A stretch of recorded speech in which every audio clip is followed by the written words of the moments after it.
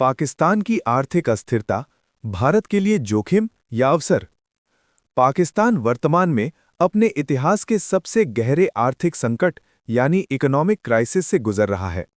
2026 की शुरुआत तक विदेशी मुद्रा भंडार में भारी गिरावट, आसमान छूती महंगाई और कर्ज का बढ़ता बोझ यानी डेट ट्रैप पाकिस्तान की अर्थव्यवस्था की कमर तोड़ चुके हैं। भारत के लिए अपने पड़ोसी देश की ये अस्थिरता एक डबल एज्ड स्वॉर्ड यानी दो-धारी तलवार की तरह है। इस लेख में हम विस्तार से चर्चा करेंगे कि पाकिस्तान की ये स्थिति भारत के लिए एक बड़ा रिस्क यानी जोखिम है या फिर एक रणनीतिक अवसर। पाकिस्तान के आर्थिक संकट के मुख्य कारण, कोर रीजंस। पाकिस्तान की स्थिति को समझने के लिए उसके आर्थिक पतन के मूल कारणों को जानना आवश्यक है। 1. डेट ट्रैप यानी कर्ज का जाल।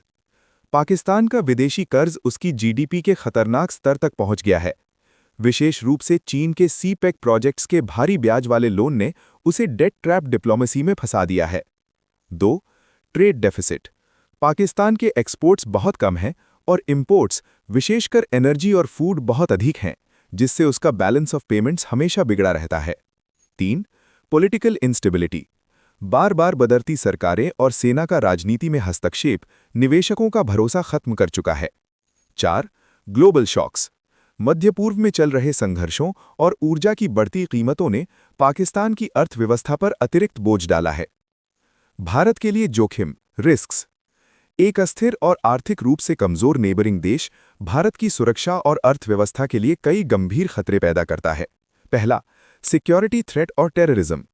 जब भी पाकिस्तान की घरेलू स्थिति खराब होती है, वहां की डीप स्टेट यानी सेना और आईएसआई जनता का ध्यान भटकाने के लिए भारत के खिलाफ आक्रामक रुख अपनाती है। आर्थिक तंगी के कारण पाकिस्तान के कट्टरपंथी संगठन और अधिक सक्रिय हो सकते हैं, जिससे कश्मीर और सीमावर्ती इलाकों में क्रॉस बॉर्डर टेररिज्म बढ़ने का खतरा रहता है। दूसरा, रिफ्यूजी क्राइसिस यानी शरणार्थी समस्या। अगर पाकिस्तान की अर्थव्यवस्था पूरी तरह ध्वस्त हो जाती है, तो वहां बड़े पैमाने पर गृह युद्ध या भुखमरी जैसी स्थिति पैदा हो सकती है। ऐसी स्थिति में बड़ी संख्या में लोग सीमा पार कर भारत आने की कोशिश कर सकते हैं, जो भारत के संसाधनों और आंतरिक सुरक्षा पर भारी दबाव डालेगा। तीसरा, न्यूक्लियर सेफ्टी यानी परमाणु सुरक्षा। एक दिवालिया देश में परमाणु हथियारों की सुरक्षा को लेकर पूरी दुनिया चिंतित रहती है। यदि पाकिस्तान में अराजकता फैलती है, तो इन हथियारों का गलत हाथों या आतंकवादी संगठनों के पास जाने का रिस्क भारत के लिए सबसे बड़ा एग्जिस्टेंशियल थ्रेट होगा। चौथा, रीजनल स्टेबिलिटी और चीन का हस्तक्षेप। पाकिस्तान अपनी आर्थिक जरूरतों के लिए चीन पर पूरी तरह निर्भर हो चुका है।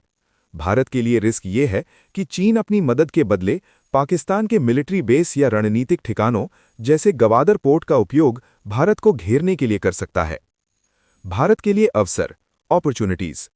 विपरीत परिस्थितियों में भी भारत के लिए कुछ रणनीतिक और कूटनीतिक लाभ के रास्ते खुल सकते हैं। पहला, स्ट्रेटेजिक लेवरेज। पाकिस्तान के कमजोर होने का मतलब है कि उसकी भारत के खिलाफ क्षुद्र युद्ध लड़ने की क्षमता कम हो जाएगी। एक दिवालिया देश लंबे समय तक सैन्य खर्च वहन नहीं कर सकता। ये भारत को कश्मीर मुद्दे और आतंकवाद पर पाकिस्तान को अंतर्राष्ट्रीय स्तर पर कॉर्नर करने का मौका देता है। दूसरा, diminishing two front war. Bharat हमेशा से टू फ्रंट वॉर यानी चीन और पाकिस्तान के साथ एक साथ युद्ध के खतरे से जूझता रहा है। पाकिस्तान की आर्थिक कमजोरी उसे भारत के साथ किसी भी बड़े सैन्य संघर्ष से पीछे हटने पर मजबूर करेगी, जिससे भारत अपनी पूरी ऊर्जा और संसाधन चीन की चुनौती और आर्थिक विकास पर केंद्रित कर सकेगा। तीसरा, रीजनल लीडरशिप। सार्क देशों में भारत की स्थिति अब बिग ब्रदर से बढ़कर एक रिस्पॉन्सिबल ग्लोबल पावर की हो गई है। पाकिस्तान की असफलता के विपरीत भारत की सफलता ये साबित करती है कि डेमोक्रेसी और स्टेबल इकोनॉमिक पॉलिसी ही विकास का रास्ता है। इससे दक्षिण एशिया में भारत का दबदबा बढ़ेगा और पड़ोसी देश जैसे श्रीलंका, नेपाल भारत की ओर अधिक आकर्षित होंगे। चौथा, सॉफ्ट पावर और ह्यूमैनिटेरियन एड। अगर भारत सही समय पर शर्तों के साथ पाकिस्तान को मानवीय सहायता जैसे अनाज या दवाइयां प्रदान करता है, तो ये पाकिस्तान की आम जनता के बीच भारत की छवि को सुधार सकता है। ये लॉन्ग टर्म मौका हो सकता है पीपल टू पीपल संबंधों को मजबूत करने का। भविष्य की राह, भारत को क्या करना चाहिए? कंक्लूजन। पाकिस्तान की अस्थिरता भारत के लिए अलर्टनेस यानी सतर्कता का विषय है। भारत को वेट एंड वॉच की नीति अपनानी होगी। Border vigilance.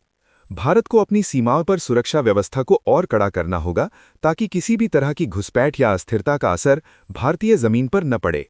D-hyphenation.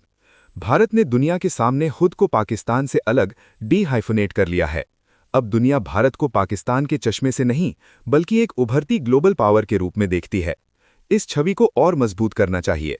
Economic conditions for piece. यदि पाकिस्तान भविष्य में व्यापार शुरू करना चाहता है तो भारत को अपनी शर्तों पर अर्थात आतंकवाद को पूरी तरह बंद करने की शर्त पर बात करनी चाहिए।